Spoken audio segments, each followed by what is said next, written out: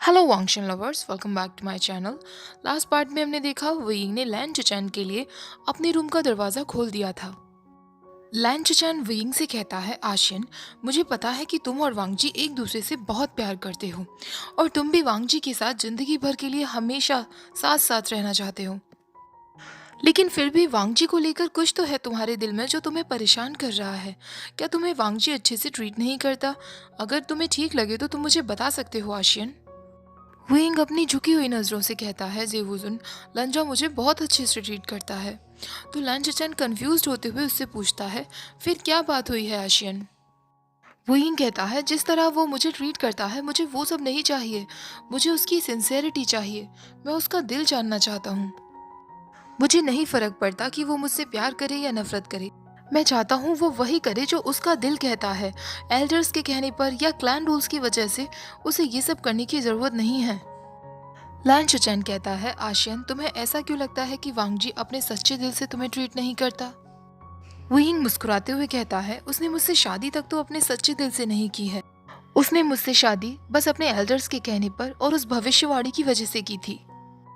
लैन चचैन थोड़ी annoyed voice में कहता है, आशियन, क्या तुम्हें पता भी है कि उस वक्त हमारे क्लैन में क्या हुआ था?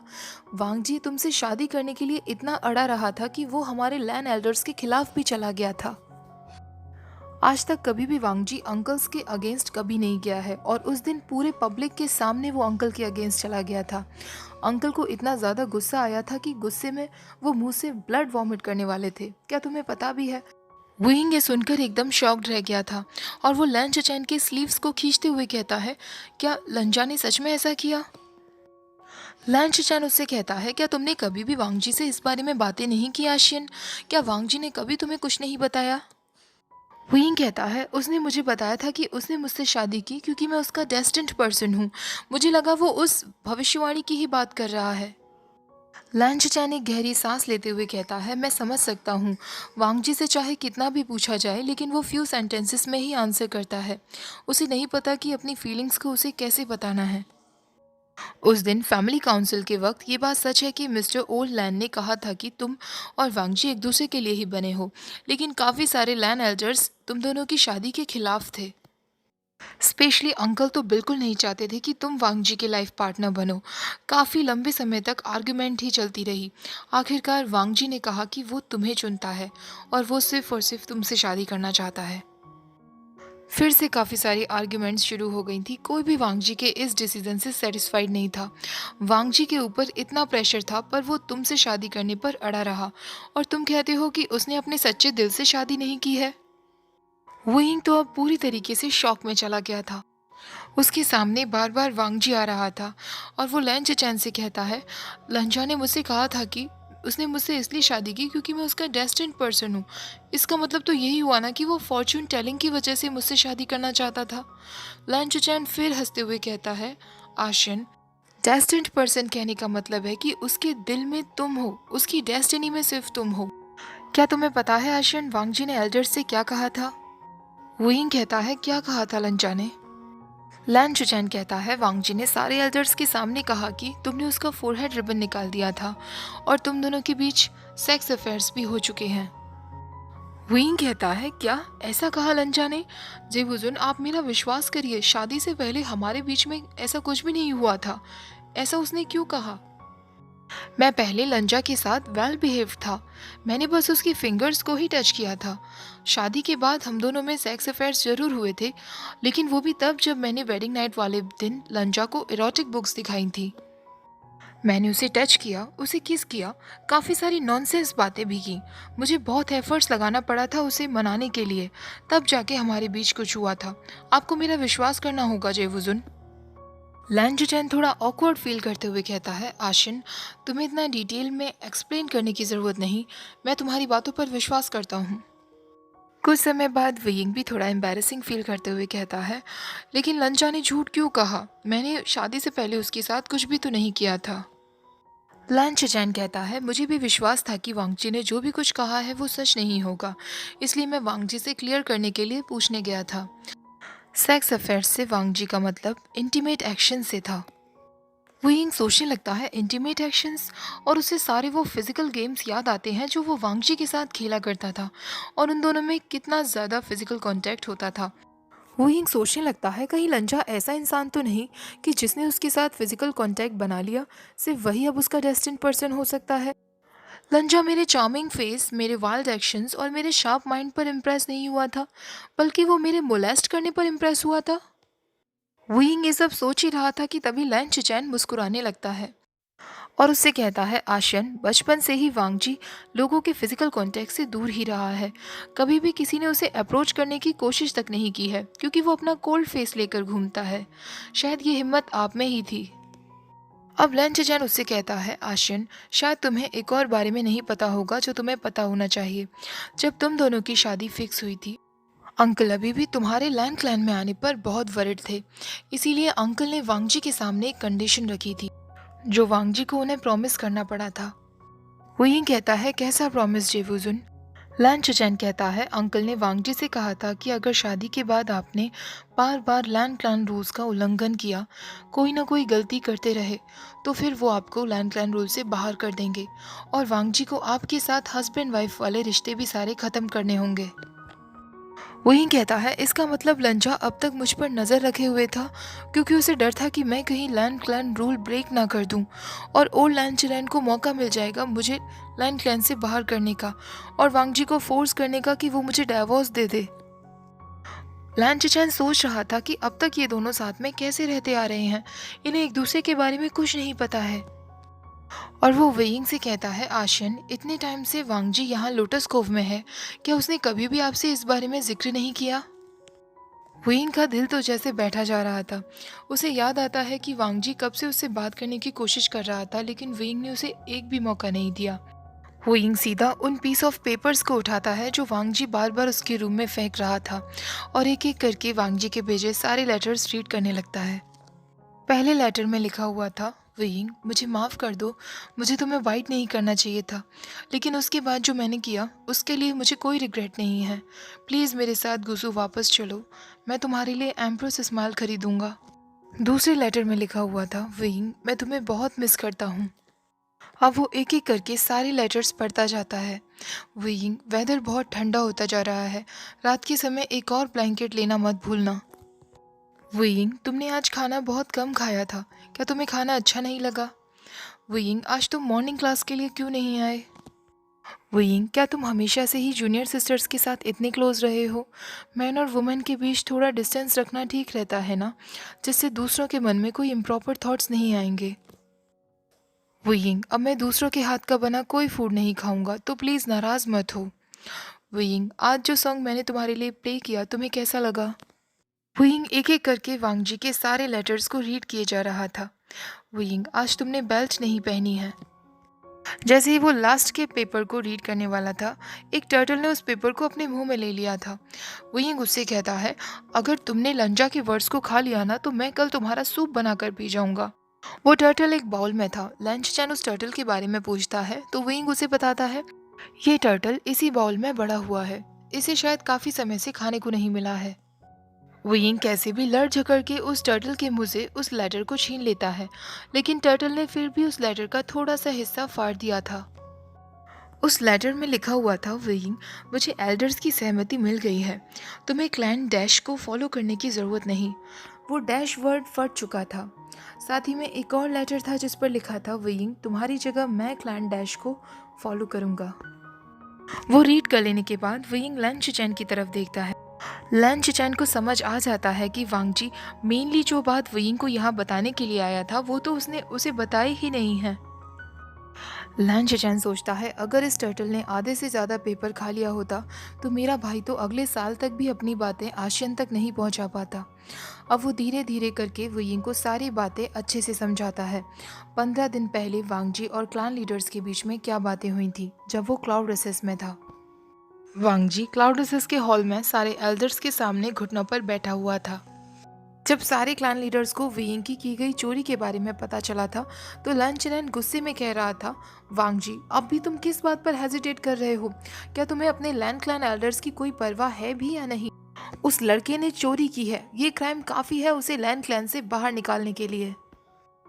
क्या तुम्हें अभी भी उस लड़के को लेकर कोई भी आशा है वांग जी?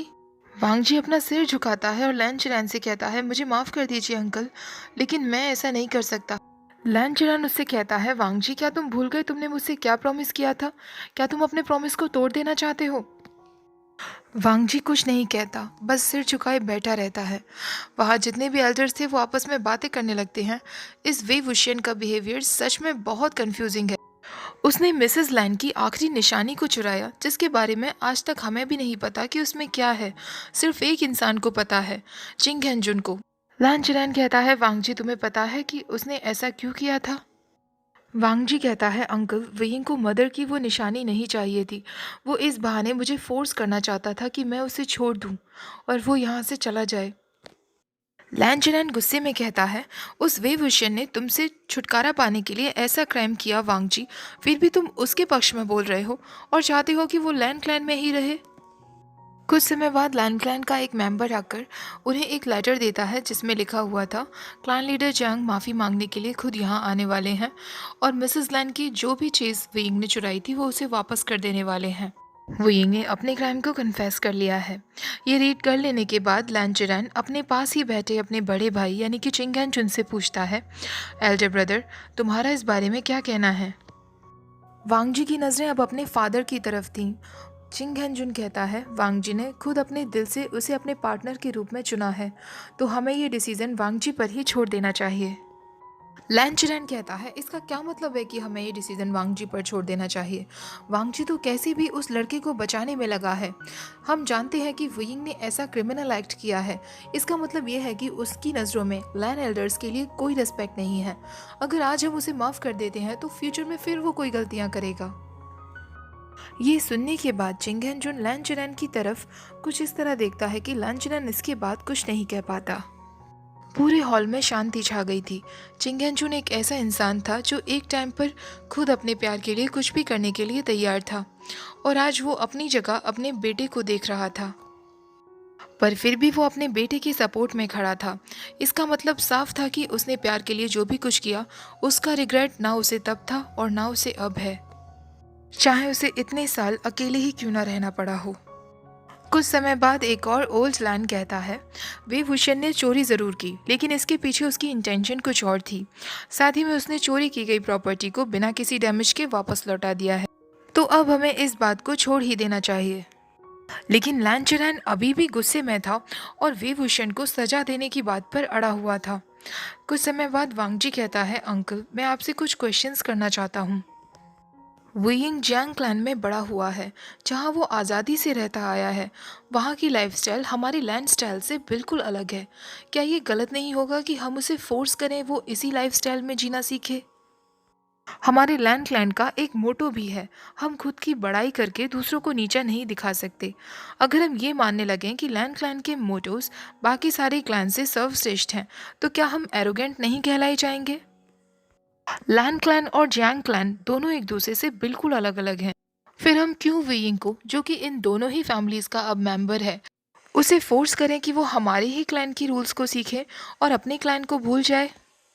ये सुनने के बाद सारे ही लैन क्लैन एल्डर्स बिल्कुल शॉक्ड रह गए थे। उनके पास कोई आंसर ही नहीं था वांग जी के इन क्वेश्चंस का। वांग जी कहता है, अंकल मैं लैन क्लैन के मोटो पर कोई क्वेश्चन नहीं उठा रहा हूँ। मैं बस सारे लैन एल्डर्स से रिक्वेस्ट करना चाहता हूँ कि वो वेइंग के बारे में कुछ सोचें।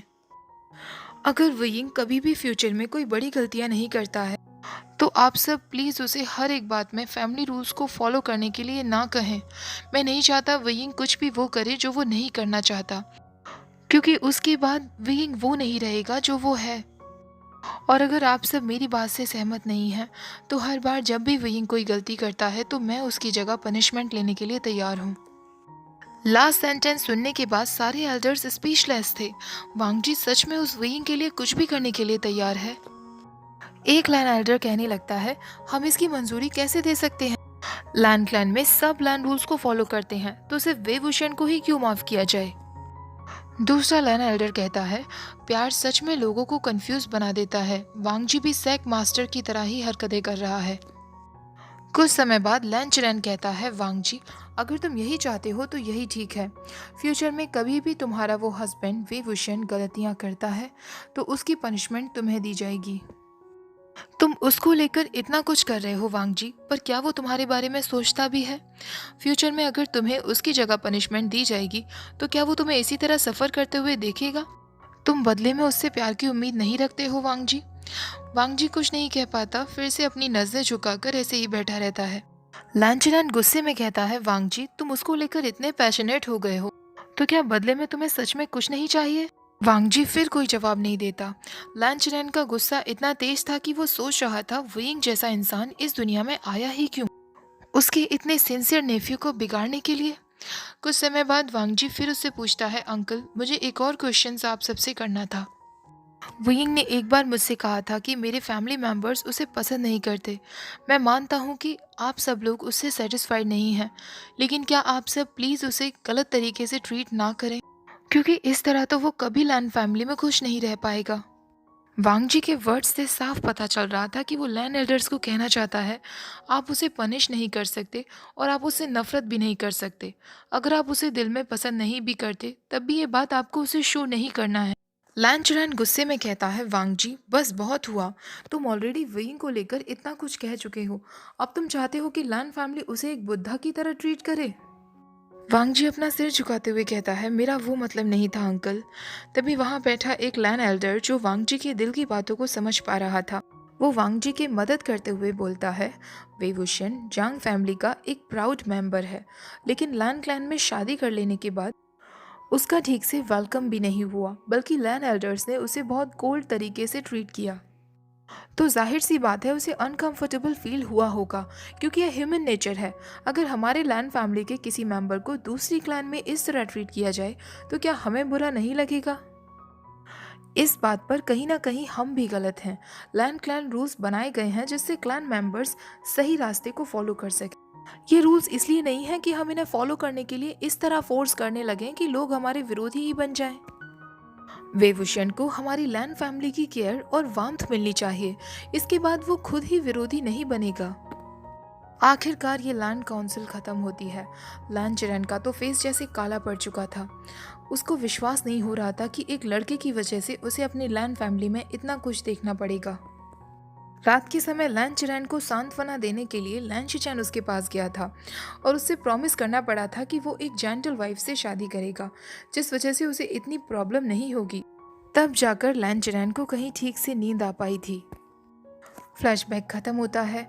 लैन चिचैन अपनी लंबी स्पीच के बाद वेइंग से कहता है, आशियन, अब तो तुम समझ गए हो ना वांग जी के दिल को। वांग जी ने पहली बार अथॉरिटी को चैलेंज किया था, और वो भी सिर्फ और सिर्फ तुम्हारे लिए। ऐसा नहीं है कि लैन एल्डर्स वांग जी की सारी रिक्वेस्ट को इजीली मान गए थे, लेकिन वो तुम्हें एक मौका देना चाहते हैं, क्योंकि वो वांग जी से बहुत प्यार करते हैं। मुझे नहीं लगता आशियन कि अब मुझे और कुछ कहने की ज़रूरत है। ओके गाइस, ये सब सुन लेने के बाद विंग का क्या रिएक्शन आता है, इस बारे में हम कल के पार्ट में देखेंगे। आई होप आज का एपिसोड भी आपको बहुत पसंद आया होगा। वीडियो पसंद आया हो तो लाइक, शेयर, चैनल को सब्सक्राइब करना मत भूलिएगा। Thank you for watching. Bye bye.